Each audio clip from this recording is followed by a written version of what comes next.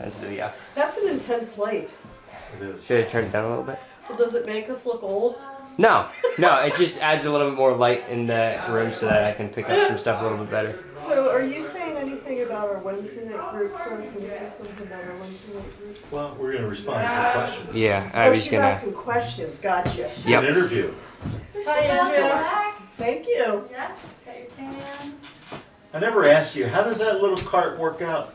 It worked great. Does it work okay? Yeah, but sometimes I just end up carrying it. But, but it works for, it's a great carrier. It's made to go up steps, you know. Yeah. That's why it has those little... Which it definitely does, but then it's like, you know, like, Yeah.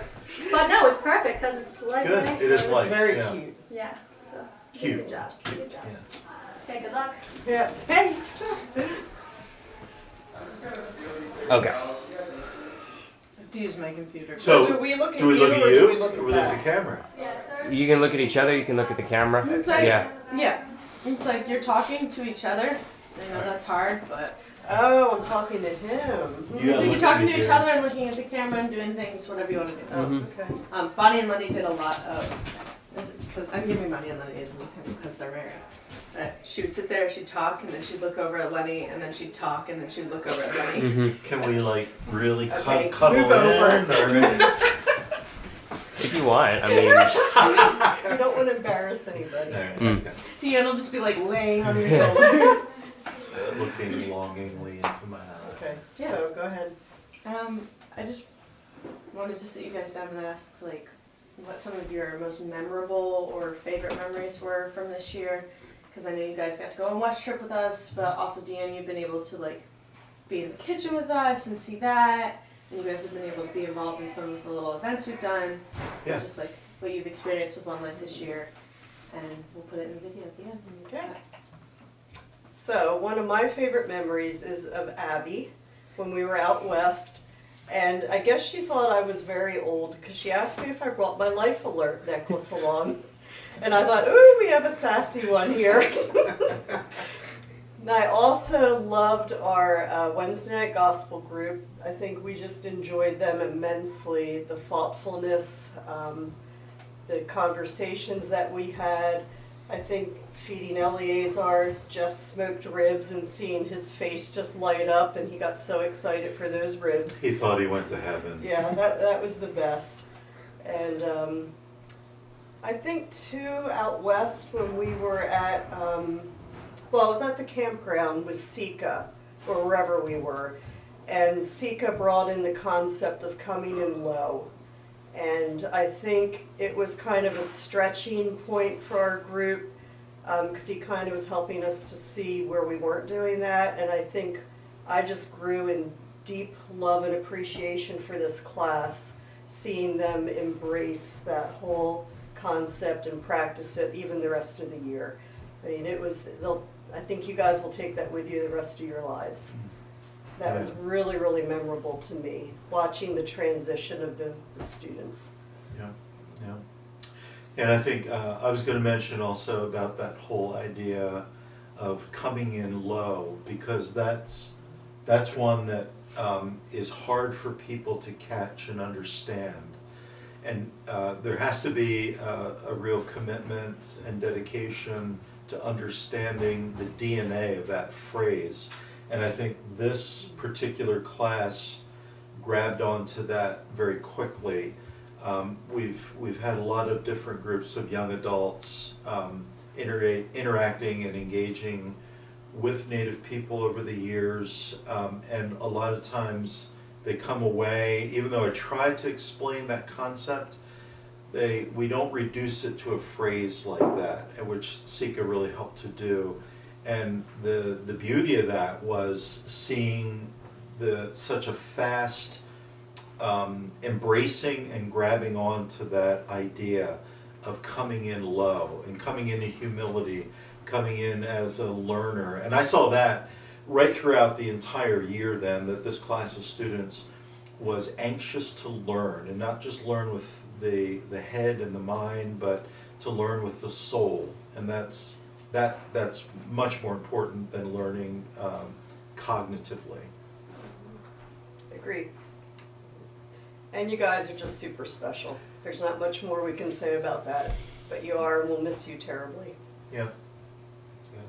So, Timothy brought up a memory, Deanne, with you that none of us were there for. But he said on the bus he remembers talking to you about our group and your thoughts on our group.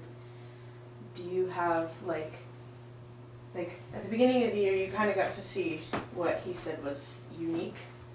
Do you have like thoughts on why this group is unique to you in comparison?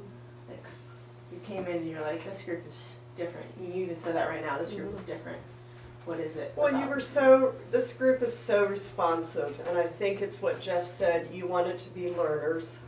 And I saw that at Richardson's trading post when we were sitting there and you were asking the rug man, an hour's worth of questions. And to me, that kind of right there solidified my understanding of the uniqueness of this group, because you wanted to learn, you were interested, it wasn't forced. And it was a blessing not just to you guys because you learned so much, but to that man who has done tons of those tours, to see young people your age so interested in the Navajo people and that culture.